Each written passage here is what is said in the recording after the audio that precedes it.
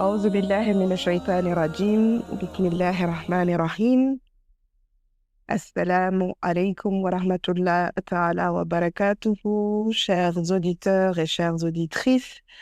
C'est un immense plaisir de vous retrouver pour un nouvel épisode de votre podcast spirituel. Alors aujourd'hui, nous allons explorer ensemble un sujet important. Un sujet important pour notre épanouissement personnel, mais aussi pour notre relation avec les autres. Et j'ai nommé la bienveillance.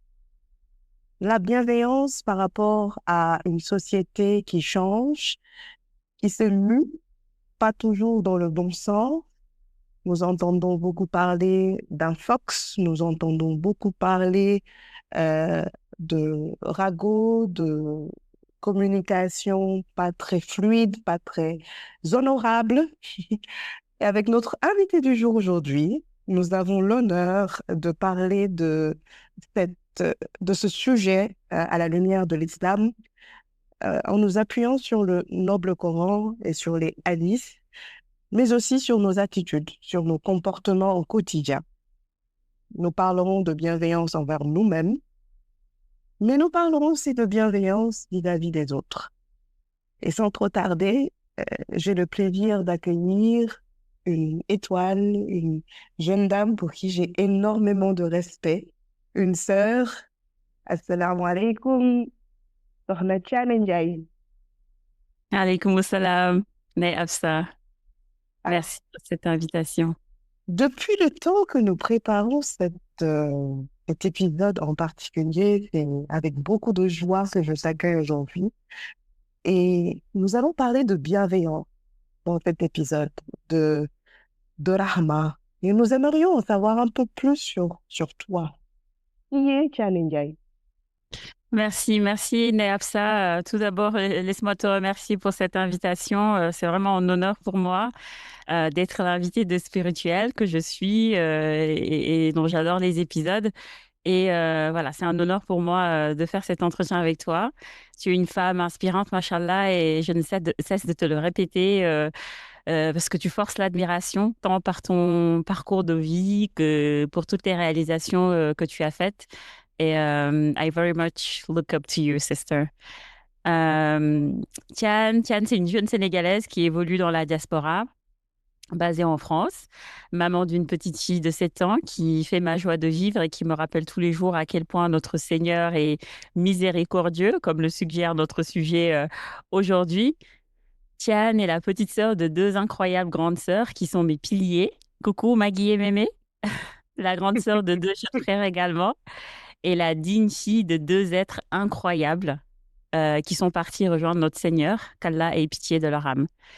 Elle est cette amie loyale et joviale. Elle est cette femme de principe, comme j'aime à le rappeler, qui n'aime pas les injustices et qui utilise sa voix pour sensibiliser sur les conditions des femmes et sur tout ce qui touche au développement personnel à travers son podcast You Be You. Mashallah, mashallah, mashallah. Et alors, Tiane, aujourd'hui, nous vivons dans un monde assez compliqué. J'en ai parlé lors de mon introduction. Pour peu, il y a beaucoup de on-dit et il paraît que des informations qui ne sont pas toujours vérifiées, un besoin d'être bienveillant envers et contre tout finalement. Et puisque nous parlons de bienveillance aujourd'hui, de miséricorde, de rahma, quelle est ta définition de ce mot? Comment le perçois-tu en fait?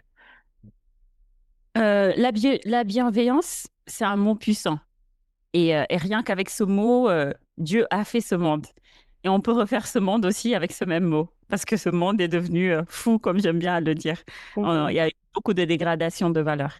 L'islam parle souvent du mot rahma. Donc, c'est l'un des attributs de notre Seigneur, c'est Ar-Rahman. C'est dans sa miséricorde qu'il nous a créés. Et il ne nous a pas seulement créés et s'en est arrêté là. Il nous a créé un environnement où on peut s'épanouir. Dans le noble Coran, Allah nous invite souvent à contempler la nature, les changements du temps, du jour à la nuit, les jardins qu'il a créés pour nous, les fruits, les légumes, les sources d'eau, la clarté du jour, la nuit quand elle tombe, le jour quand il se lève. Il y a tellement de choses dont on peut s'émerveiller par la nature et voir la miséricorde d'Allah subhanahu wa ta'ala dans ça. Et il ne s'en est pas arrêté à là. Il nous a réunis en paire, qu'on est des compagnons de vie, une douce moitié, comme on aime bien dire, quelqu'un avec qui on peut cheminer dans la vie, ou supposer cheminer dans la vie, main dans la main. Je dis supposer parce qu'aujourd'hui, ce n'est plus ce que c'est. Effectivement, ça rejoint un peu la dégradation des choses, des valeurs, comme on le disait tantôt. Et Allah subhanahu wa ta'ala ne s'en est pas arrêté là non plus. Il nous a permis d'avoir une progéniture. D'ailleurs, il s'adresse à l'homme en ces termes: vos biens et vos enfants ne sont qu'une tentation, alors qu'auprès d'Allah, il y a une énorme récompense. Ce qui signifie qu'il y a cet amour-là qui est naturel, qu'il a mis en nous et qu'on doit aussi se rappeler de lui qui nous a permis d'avoir tout ça. Donc, en résumé, pour définir le terme bienveillance, on peut en faire tout un épisode sans le finir, parce que la bienveillance en soi est divin et intarissable. La bienveillance, c'est l'amour. La bienveillance, c'est le ihsan, le bon comportement. La bienveillance, c'est également l'intelligence, celle d'apprécier les choses et de faire vivre et de vivre les situations avec pondération. L'appréciation même, j'ai envie de dire. La bienveillance, c'est également apprécier la vie à sa juste valeur. Demain, je peux me réveiller avec une autre définition de la bienveillance parce qu'elle est tout simplement immense et impérissable et intarissable. Mashallah, mashallah. Et j'invite d'ailleurs nos sœurs à jeter un coup d'œil à cette sourate, la sourate 64, à Tahaboun, le verset 15. Euh, pourquoi, pourquoi en sommes-nous là finalement? Parce que c'est une question que je sais très difficile si on se dit que le mot rahma, qui signifie miséricorde, clémence ou bienveillance, à ce qu'il paraît, apparaît environ 79 fois dans le Coran et sous différentes formes, hein. Et personnellement, moi, ma sourate préférée, c'est la sourate Ar-Rahman. Euh, Allah subhanahu wa ta'ala nous invite à être bienveillants. Donc, en tant que musulmans, euh, on penserait que ça coule de source. Donc, comment est-ce que nous en sommes arrivés là, finalement? On sait qu'on n'est pas les seuls habitants sur cette terre, mais on remarque que même entre frères, entre sœurs, entre amis, il y a un besoin permanent de se rappeler de cette bienveillance-là, notamment avec une autre sourate, Al-Hassar, la sourate 28 et le verset 77. euh, qui parle de bienveillance et de notre bienveillance à nous, donc vis-à-vis de nous-mêmes. Nous allons écouter cet audio et revenir juste après. وابتغ فيما آتاك الله الدار الآخرة ولا تنس نصيبك من الدنيا وأحسن كما أحسن الله إليك ولا تبغ الفساد في الأرض إن الله لا يحب المفسدين. Alors, mashallah, à travers ce verset, je pense que nous sommes interpellés par rapport au rôle que nous avons à jouer, mais surtout par rapport à l'équilibre que nous devons préserver, soit vis-à-vis de nos aspirations spirituelles, soit vis-à-vis de nos besoins personnels. Et je pense que ce verset est une invitation finalement, Tchane, à nous accorder du repos. J'en souris, je sais qu'il y en a d'autres qui sourient également de l'autre côté du micro, parce qu'il ou elle se retrouve. Comment cultiver l'estime de soi, justement, et être bienveillant vis-à-vis de soi-même? Alors, merci pour ce rappel, Absa. Ce verset 77 est très, très, très inspirant, mashallah. Et pour remettre un peu le contexte, c'est que Qarun, il s'adressait à Qarun, mais en général, enfin, tous les passages du Coran sont des rappels. C'est par rapport à des contextes précis, mais c'est des rappels aussi pour l'humanité. En effet. Qarun ou Qarun était un personnage très particulier dans l'époque de Moussa alayhi salam, qui était ostentatoire et qui a mal fini. Par ailleurs, englouti par la terre avec toutes les richesses par lesquelles il usait pour détruire et se vanter.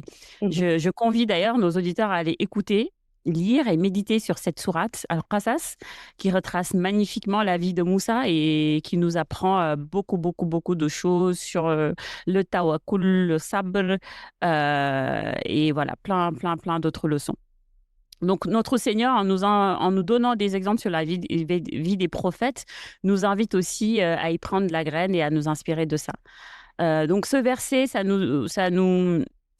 nous invite à avoir un équilibre, à trouver un équilibre aussi entre les choses de ce bas monde et le côté spirituel.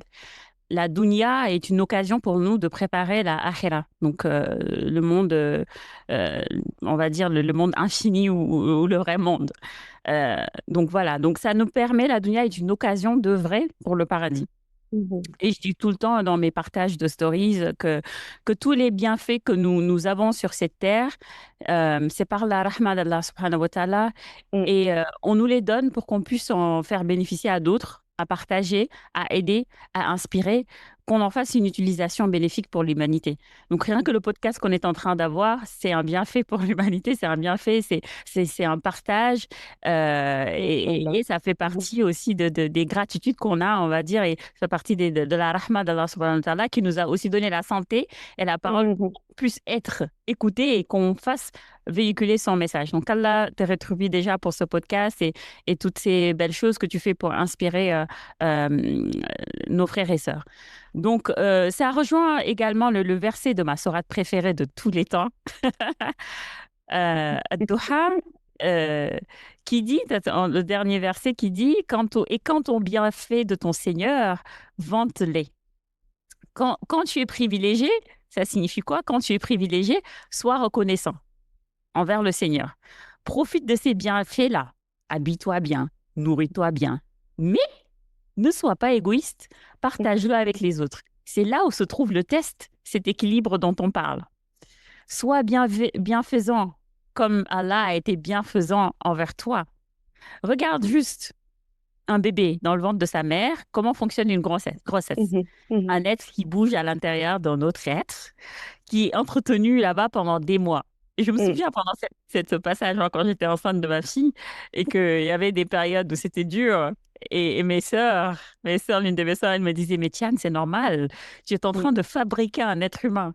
Donc, Mm. quelle immense responsabilité qu'Allah subhanahu wa ta'ala et j'ai envie de dire, une bénédiction de Mhm. porter la vie en soi Machallah. que d'être, de tomber enceinte et de vivre ce moment-là. Je le souhaite à toutes les femmes d'ailleurs qui le souhaitent. Amin ya Donc, Rabbi. voilà. Donc, au cours de ce processus-là, il sort, cet enfant-là, il va s'alimenter de quoi? Il Mm. va s'alimenter exclusivement d'un lait qui sort du sein de sa mère, sachant qu'il n'y Mhm. a que des vaisseaux et de la chair à l'intérieur. Mais ce lait est si chaud, ce lait est sucré, ce lait répond et suffit à lui seul pour cet enfant-là. D'ailleurs, Mm. si on revient sur la vie de Moussa alayhi salam, Dieu avait décrété, Allah subhanahu wa ta'ala avait décrété qu'il n'allait se nourrir que du sein de sa maman. Qu'on a fait venir toutes les nourrices du monde entier. Personne ne pouvait nourrir Moussa alayhi salam. Alayhi Mm. salam. Donc, Machallah. c'est pour vous montrer aussi encore la rahma d'Allah subhanahu wa ta'ala et la promesse qu'il avait faite à la mère de Moussa, que cet enfant allait lui revenir. Donc, voilà. Donc, pour en revenir juste à l'histoire du lait, on se rend compte que ce lait aussi, il change en fonction des semaines, des jours, pour Mhm. répondre aux besoins de de l'enfant. l'enfant. Incroyable, c'est incroyable. Après, si on va à la période de conception, c'est aussi, même la conception même, c'est aussi quelque chose de divin parce que, Oui. voilà, enfin, aujourd'hui, je me dis, ça va être très difficile de ne pas croire en Allah subhanahu wa ta'ala et en sa miséricorde parce qu'il Oui. nous invite et aujourd'hui, on a beaucoup d'occasions de reconnaître en fait son immense miséricorde envers la créature ou ses créatures, je devrais dire. Mais voilà, pour ne pas m'éloigner de ta question, c'est important de diriger une quelconque bienveillance envers soi-même une fois qu'on a reconnu celle du Seigneur. Et il y a un dicton en Wolof qui dit Sama bopp mo la gënal du bañ naa la. Donc, les amis, apprenons à prendre soin de nous. Car Allah subhanahu wa ta'ala a pris soin de nous et continue à prendre soin de nous. Mais il y a certains soins, c'est à nous de le faire parce qu'il nous a donné les moyens de le faire. Et comme on évoque tantôt, charité ordonnée commence par soi-même. Balaa ngay laax jaay, laaxal nga lekk. Bon Wow. entendant, salut. En effet. Janelle, je ne savais pas que tu parlais aussi bien le Wolof, hein, by the way. Machallah. Non, mais c'est un très beau rappel. Je pense que tu nous as ramené même en arrière en nous parlant de la conception. Et effectivement, Allah subhanahu wa ta'ala n- nous a transféré en quelque sorte euh, ce pouvoir de création. Donc, on incube une vie, justement, comme disait ta sœur. Et je pense que c'est un phénomène assez extraordinaire en sachant que absolument tout peut arriver. Euh, tout peut mal se passer, mais par sa grâce, par sa miséricorde, comme tu disais, les choses finissent par bien se passer et par bien se terminer et par finir par le cri d'un enfant. Nous le souhaitons à toutes les femmes. Qu'Allah les bénisse ainsi que leur famille. Et j'ai bien aimé la petite apostrophe, hein. Le sama bon pomme le gueule de Baina, là. C'est assez compliqué quand même, ça. On va prendre cette brèche. Ce qui veut dire en français, si je devais traduire de manière très glauque, hein, je me préfère à toute autre personne ou je préfère euh, euh, me concentrer également sur moi. Est-ce que à certains stades, ce n'est pas être trop égoïste quand c'est comme cela, une petite apostrophe dans la vie, dans la société où nous vivons? Alors non, non, parce que même pour traduire aussi, je pourrais interpréter ça par je me choisis. On se choisit. Absolument. Je C'est pense ça. qu'il faut se choisir. Il y a une amie qui me disait, ou une cousine d'ailleurs, qui me disait, You are the most important person in your life. Je suis la personne la plus importante de ma vie. C'est-à-dire, je suis l'acteur principal de ma vie. Donc, oui, parfois, il faut être égoïste. Si ça signifie être égoïste, je prends cette casquette-là parce que je ne peux pas prendre soin des autres si je ne prends pas soin de moi. Je ne peux pas aller bien. Aujourd'hui, pour Absolument. m'occuper de mon enfant, par exemple, je dois aller bien pour pouvoir m'occuper de mon enfant, mener une grossesse à terme, faire des études, aller travailler. Il faut avoir cet équilibre-là et ça commence par chercher ce bien-être-là au fond de soi-même.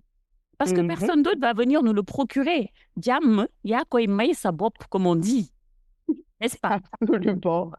Ah, mais moi, je suis une advocatrice de ça, tout Et tu as simplement. très bien, tu as très bien résumé le point. Le point qu'on voulait faire à ce niveau, chère sœur, c'est l'importance de comprendre que le fait de se choisir ne veut pas forcément dire égoïste. Et quand bien même cela voudrait dire être égoïste, soyons-le pour le fait d'être beaucoup plus disponible pour d'autres personnes. Mashallah. Mais dans Et notre cela ne va pas, pardon, et cela ne va pas à l'encontre de la religion. Ça ne va pas à contresens. absolument pas. Et d'ailleurs, je venais à ce point par rapport au noble Coran, d'ailleurs, où Allah subhanahu wa ta'ala nous dit, il nous invite à la bienveillance envers les autres. Et dans la sourate Al-Baqarah, la sourate 2, verset 83, où Allah subhanahu wa ta'ala nous invite à dire aux gens de bonnes paroles. Pour pouvoir dire aux gens de bonnes paroles, je pense qu'il y a un précédent. Nous allons écouter cette partie, cet extrait de cette sourate et nous revenons dans quelques secondes. وإذ أخذنا ميثاق بني إسرائيل لا تعبدون إلا الله وبالوالدين إحسانا وذي القربى واليتامى والمساكين وقولوا للناس حسنا وأقيموا الصلاة وآتوا الزكاة ثم توليتم إلا قليلا منكم وأنتم معرضون. Ce verset nous rappelle que la douceur, la politesse, la bienveillance dans le langage, mais aussi dans l'intention, parce que je pense que c'est important aussi de spécifier l'intention, sont des obligations et je dirais des marques de fabrique qui devraient être chez chaque musulman. Et je pense que cela englobe aussi l'écoute et le respect et aussi la compassion. Trois points qui deviennent de plus en plus rares de nos jours, Tiane. L'écoute, le respect, la compassion. Qu'est-ce que cela t'inspire? Merci pour ce rappel, Néapsa. Et là-dessus, j'aimerais évoquer un fondement même de l'islam, qui est le ihsan. Comme nous l'a enseigné l'ange Jibril alayhi salam, la religion, l'islam englobe 3 grandes dimensions. Donc, nous avons l'islam, où on retrouve les 5 piliers de l'islam qu'on connaît tous. L'iman, où on retrouve les 6 piliers de l'iman, les 6 piliers de la foi. D'ailleurs, ma fille les connaît par cœur, elle aime bien les dire dans l'ordre, machallah. Et la troisième grande dimension, c'est quoi? C'est le ihsan, qui est la dimension spirituelle, qui parle de l'âme, qui parle de la conscience d'Allah subhanahu wa ta'ala dans tout ce qu'on fait. Et quand l'ange Jibril est venu se présenter au prophète sallallahu alayhi wa sallam sous une forme humaine pour lui poser cette question, le prophète sallallahu alayhi wa sallam a répondu, c'est d'adorer Allah comme si tu le voyais, et si tu ne le vois pas, certes lui te voit.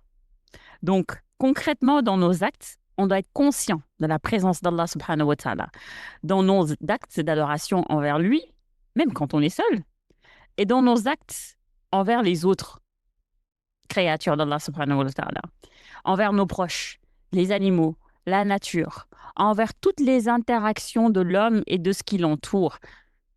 Et cela ne se limite pas seulement à un acte exclusif entre musulmans, mais à l'humanité entière. Et d'ailleurs, il y a une certaine forme de respect aussi vis-à-vis de ce que Allah subhanahu wa ta'ala a créé. C'est-à-dire que c'est un respect vis-à-vis de nous autres êtres humains, de notre environnement immédiat, mais aussi de une certaine forme de célébration, disons, de ce que Allah subhanahu wa ta'ala a créé. Un autre hadith, justement, rapporté par Abu Huraira, qu'Allah l'agrée, qui dit que le prophète sallallahu alayhi wa sallam a dit, je cite, celui qui croit en Allah et au jour dernier, qu'il ne cause pas de tort à son voisin. Celui qui croit en Allah et au jour dernier, qu'il honore son invité. Et celui qui croit en Allah et au jour dernier, qu'il dise du bien ou qu'il se taise.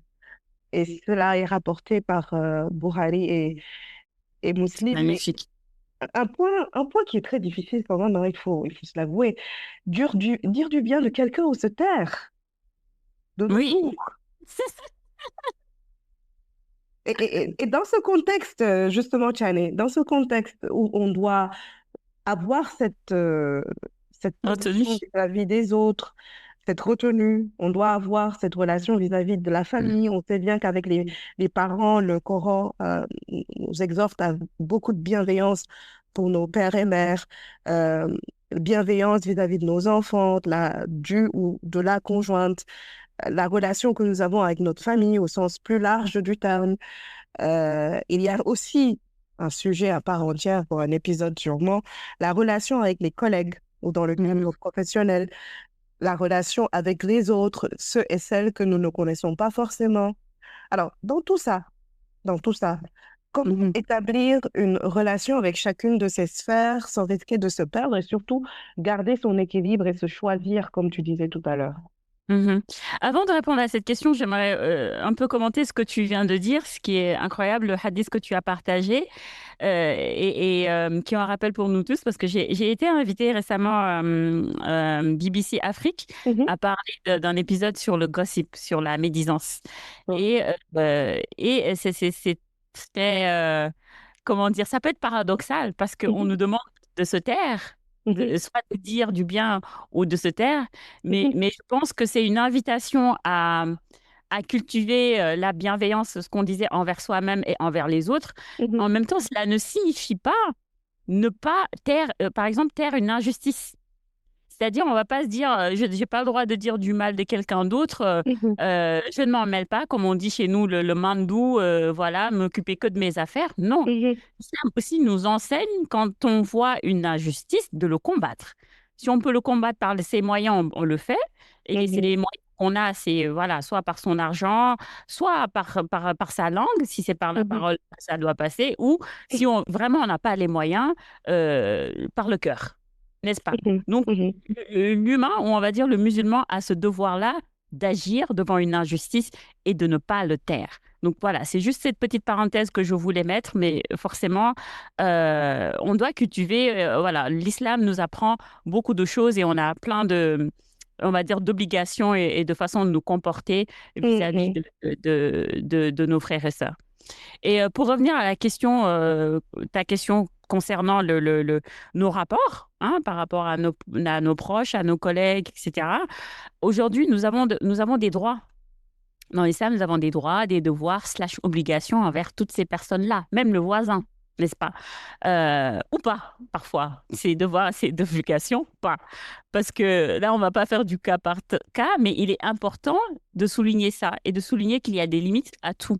C'est pour cela que chacun est dans l'obligation d'aller apprendre ce que la religion, l'islam lui a enseigné Mhm. vis-à-vis de sa relation, par exemple, avec ses parents, vis-à-vis de sa relation avec ses enfants, de sa relation avec ses voisins, avec son employeur, quels sont mes droits, quels sont mes devoirs, dans quel contexte je peux agir, dans quel contexte je peux... Parce que je pense que l'islam a résumé toute une humanité et tout, comment on peut faire pour s'en sortir avec l'agrément d'Allah.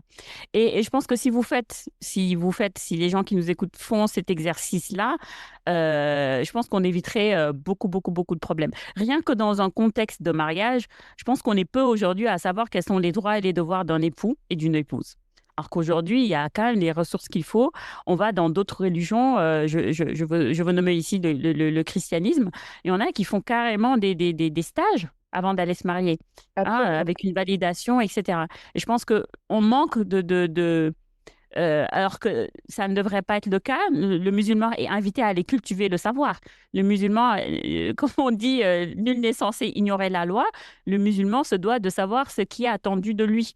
Donc, Mhm. j'invite aussi chacun et chacune, quand il y a ces événements-là, surtout ces grands événements que sont le mariage, etc., de ne pas se concentrer uniquement sur le jour J, mais plutôt d'aller apprendre et de se préparer à cette phase-là qui est tellement Mhm. importante et de mieux s'y préparer. Voilà. Enfin, c'était juste une brèche, mais je pense qu'il y a beaucoup de choses et j'invite surtout nos, nos hommes aussi à aller se préparer, hein, pour le mariage Tout et un apprendre. épisode, ça. Tout un épisode. Tu es d'accord? Parce que je pense qu'on prépare juste la jeune fille à bien pouvoir faire le ménage, cuisiner, etc., etc. Mais je pense que même la jeune fille manque aussi d'outils spirituels, hein, et vis-à-vis de ce que sa religion lui a appris pour, euh, pour faire, pour vivre de manière harmonieuse dans sa C'est vie de vrai. couple C'est vrai. et dans son mariage. Et voilà, donc toujours dans ces relations-là, un parent, je sais pas, avant que je continue, si tu as envie de rajouter quelque chose ou... Non, non, je voulais juste interpeller justement sur le résumé que tu viens de faire. À travers la lecture que tu viens de faire, c'est avoir une certaine forme de responsabilité dans le fait Mhm. même d'être bienveillant. C'est-à-dire que même dans la contestation, et j'ai aimé comme tu l'as dit, en fait, c'est que même dans la forme de contestation, on peut être bienveillant, on peut être correct, dire du bien, même en disant que on n'est pas d'accord, mais voici ce qui est recommandé par la loi ou recommandé par les valeurs ou recommandé par la société. Parce que ce qu'on voit très souvent, et ça a fait l'actualité, c'est aller jusqu'à dire des choses pas très catholiques ou entrer dans l'intimité de l'autre ne serait pas mal. Et donc, c'est un très, très bon rappel que tu viens de Ouais. faire. Et j'aimerais aussi rajouter que c'est ce que tu as dit, c'est important. On peut être dans la contradiction. On peut être, encore une fois, dans la contradiction. Le fait d'être dans la contradiction ne signifie pas qu'on n'est pas bienveillant, comme tu viens de l'évoquer. On peut évoquer ça, comment dire, ne pas être d'accord ou sa désapprobation envers quelque chose, tout Mhm. en étant bienveillant, n'est-ce pas? Aujourd'hui, un parent peut nuire à son enfant Absolument. croyant vraiment que son statut de parent lui permet Mm, d'agir comme il veut, alors que non, un parent peut vraiment nuire à son enfant. Mais je mhm, pense que c'est aussi, ça rejoint le fait de ne pas comprendre quels sont ses droits, ses obligations, ses devoirs aussi mm, en tant que parent. Même le parent, il a des devoirs envers son enfant. D'accord? mhm. Tout comme aussi un fils, une fille peut se nuire à lui-même s'il ne comprend pas la sacralité d'un parent. C'est Mais vrai. cela ne signifie pas que le fils-fille doit obéir entre guillemets, hein, suivre à la lettre son parent. Et quand je dis obéir, des fois, quand ça va à l'encontre de ce que la religion le dit, il lui dicte, il peut désobéir à ses parents. Quand ça va à l'encontre de ce que sa religion lui dicte. Et aujourd'hui, on fait face à beaucoup de problèmes où il y a un problème de tradition, j'ai envie de dire, versus ce que la religion nous dicte. Être bienveillant, encore une fois, ne signifie pas être le dindon de la farce. Être Mm, bienveillant ne signifie pas manquer de caractère. Être bienveillant ne signifie pas se laisser faire, faire face à une injustice. Attention. mhm, mhm, Être bienveillant ne signifie pas accepter qu'on nous écrase et qu'on pardonne mhm, à tout. Je dis mm. souvent, moi, dans juste ma qualité d'humain, je ne suis pas Allah pour pardonner tout, hein. Et je ne suis qu'un humain. Voilà. Hey, je ne suis qu'un humain, je ne peux pas pardonner à tout. Hey, je ne suis pas un prophète. Sinon, voilà. Hey, je ne suis pas Mariam. On C'est toi qui m'as invité à aspire, ma ça, voilà. sœur, aspirons, aspirons, C'est toi qui m'as invité à ton podcast. Moi, je vais, hey, aspirons, aspirons, Tchadé, aspirons. ce que je veux dire par là, c'est que je ne suis qu'un humain. J'ai le droit de ne pas pardonner si je n'ai pas envie de pardonner. Voilà, et Non, j'ai le droit. Tchadé, pause. Tchadé, j'espère que tu ne fais pas partie de ceux-là à qui on dit Balmaak et tu hésites à dire Balna, là, genre pendant 3 secondes, il y a un silence où tu ne dis pas Balna, là. Tchadé. Et moi, laisse-moi te dire quelque chose. Moi, j'envoie pas mes balles déjà à tout le monde. Tous les messages là qu'on envoie à tout le monde automatiquement, je ne le fais pas. Je ne le fais pas. Voilà. Donc, si tu n'as pas reçu ton balles de Déonétide de cette année, c'est comment là? Tombé. Et je choisis mes personnes non, non, non, faut arrêter. Tu Non, vas dire non. Cas le pratique. lendemain, tu vas agresser la personne. Tchadé, cas pratique. Il y a quelqu'un qui t'a vraiment fatigué toute l'année, qui vient te dire, Tchadé, tu ne lui as pas envoyé de message. La personne vient te dire, Tchadé, Balmaak, Balnala. Que réponds-tu? Question Je ne piège. réponds pas. Non, mais c'est vrai, hein, je ne réponds pas.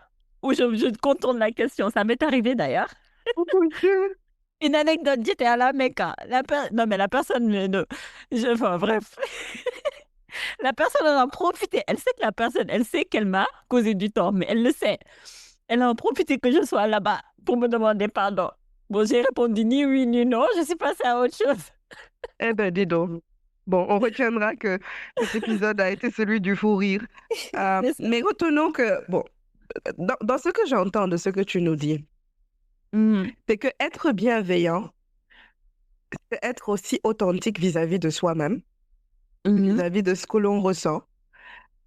C'est aspirer. C'est pour ça que tout à l'heure, je te disais aspirons, Tchane, aspirons, parce que je pense que nous aspirons tous à un modèle qui est notre prophète sallallahu alayhi wa sallam. Et c'est vrai que c'est dur. C'est dur, d'où le fait d'avoir justement ce podcast pour en parler de manière très authentique. Et on ne pouvait pas imaginer plus authentique que Jane, machallah. Mais d'être authentique dans le fait de dire qu'on essaie. On ne va pas forcément se trahir. On ne va pas forcément se trahir en tant qu'humain. Mais cet acte-là, le fait qu'on puisse essayer, je pense que c'est ce qui est important parce qu'il y a aussi un hadith qui dit Allah est bienveillant et il aime la bienveillance dans toutes les affaires. C'est rapporté par Sahih al-Bukhari et Muslim. On essaie. Et rien que dans le fait d'essayer, je pense que c'est une forme de bienveillance, justement, d'essayer à aspirer à être quelqu'un de bienveillant, justement. On le fait ça, je pense, pour soi-même d'ailleurs. Parce que si aujourd'hui je pardonne, cela me grandit. Si je pardonne, c'est parce que ça me permet aussi de guérir. Quand on va dans une sphère de développement personnel, on se rend compte que le fait de pardonner quelqu'un va nous faire du bien. Parce qu'on pardonne à cette personne dans son cœur, on ne va plus ruminer ça. On ne va plus ruminer ça. Alors, pardonner ne signifie pas non plus oublier, comme on dit souvent, et ça ne signifie pas non plus retourner à la relation qu'on avait avec cette personne-là qui nous a causé du tort. On peut pardonner et just for us to move on, pour pouvoir passer à autre chose, pour pouvoir nous apaiser, n'est-ce pas? Tout comme je peux choisir de ne pas pardonner pour une injustice, comme je disais, on va aller utiliser les voies et moyens que le monde d'aujourd'hui nous offre, que le djinn nous offre pour se faire entendre. On peut aller porter plainte, on peut aller revendiquer ses droits. Et Inch'Allah, si cette justice d'ici-bas ne rend pas justice, on peut attendre la justice d'Allah subhanahu wa ta'ala. C'est lui le juste. Donc, c'est important aussi de ne pas se dire, allez, pardonnons, pardonnons, et de tout dédramatiser, parce qu'il y a il y a des torts qu'on cause à des gens. Ils ont le droit de ne pas pardonner. Effectivement. N'est-ce pas? Même voilà. Une plainte peut être faite de manière bienveillante. Voilà. Dans le respect. Je sais pas.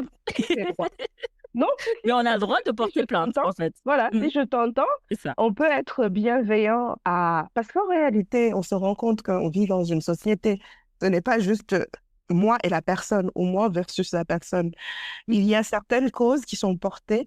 Et je pense que c'est le cas de pas mal de causes ayant les femmes au cœur de violences, par exemple, que ce soit physique ou morale. Où il y a une obligation pour nos sœurs de pouvoir agir pour pas que cela arrive à d'autres sœurs, par exemple. Et donc, c'est un point très, très important. Absolument, ça rejoint le fait de combattre l'injustice, soit par la parole, par les moyens qu'on a, et de parer à tout cela. Donc, et d'éviter que cela se passe pour quelqu'un d'autre. Donc oui, il faut agir. Il ne faut surtout pas rester dans cette soi-disant bienveillance pour ne pas agir. Absolument. Bon, c'est déjà la fin de cet épisode. C'est passé très vite. En guise de conclusion, que devons-nous retenir? Comment être bienveillant sans risque de se trahir, justement, tout en obéissant à Allah subhanahu wa ta'ala? On a développé pas mal de pistes. Qu'est-ce qu'on devrait retenir en résumé? La bienveillance, c'est une bénédiction d'Allah subhanahu wa ta'ala qu'il nous invite à pratiquer quotidiennement et comme on vient de le démontrer tantôt. Cependant, il faut trouver cet équilibre entre injustice, rahma et discipline. Et cet équilibre, on le trouve comment? On le trouve qu'en se rapprochant d'Allah subhanahu wa ta'ala à travers la prière, les dhikr, la prière de la consultation pour toute grande décision qu'on doit prendre dans sa vie, le tawakkul, qui est le fait de de faire confiance en Allah et de s'éloigner de toute turpitude en pratiquant le istighfara et en évitant ses interdits. On se rend compte qu'en pratiquant ces choses-là, on libère notre cœur de beaucoup de maux, n'est-ce pas? La vie n'est pas un long fleuve tranquille et comme on dit, smile et sunnah. Souhaitons pour notre prochain ce qu'on souhaite pour soi-même. Évitons l'envie, la jalousie, les querelles sans fin parce que ce sont des attributs de Shaitan Mm. et ça ne nous apporte rien.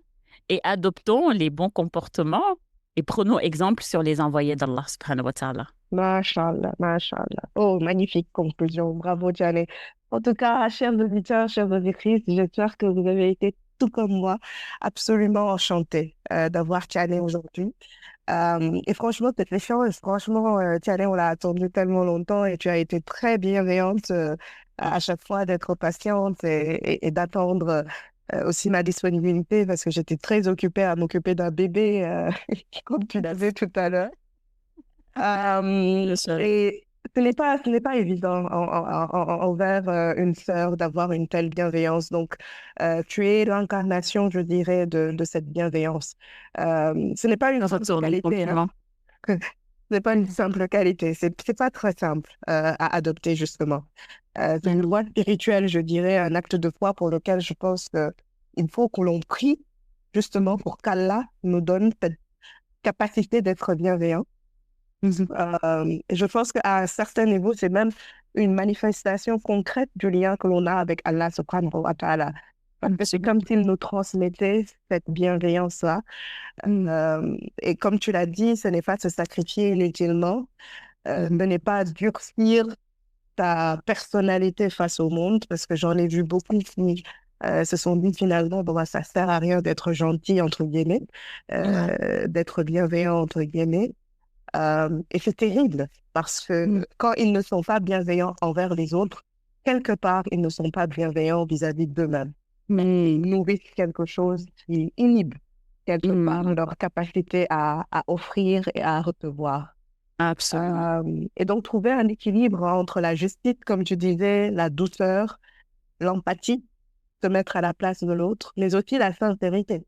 Ne pas faire les choses qu'on ne sent pas juste parce qu'il faut les faire. Il faut être sincère et authentique vis-à-vis de ce que l'on ressent, vis-à-vis de soi-même, mais aussi vis-à-vis des autres, mais ça commence toujours par soi-même. Et je pense que le Coran nous rappelle à dessein vraiment que c'est un devoir. Tu as parlé tout à l'heure du fait de sourire. Moi, j'ai quelqu'un qui me dit souvent, mais pourquoi tu souris? Mais parce que je peux rien faire d'autre que sourire. Mashallah. C'est une possibilité parmi d'autres, hein, de lier un contact avec des personnes qu'on ne connaît pas, un sourire. Euh, et cette bienveillance, tant qu'on la cultive, elle se reflète, comme tu l'as dit, dans nos paroles, dans notre manière d'aimer les autres, dans notre manière de pardonner, de se remettre en question. Alors, vraiment, chères sœurs, souvenons-nous que la véritable bienveillance est celle qui nous rapproche d'Allah subhanahu wa ta'ala, qui élève nos relations et qui apaise nos cœurs. Surtout ça, qui apaise nos cœurs. Donc, qu'Allah subhanahu wa ta'ala fasse de nous des êtres empreints de rahma dans nos foyers, dans nos cercles professionnels et dans tout ce que nous faisons tout simplement. Allahumma amin. Donc, à très bientôt pour un nouvel épisode de Spirituel. Assalamu alaikum wa rahmatullah wa barakatuh.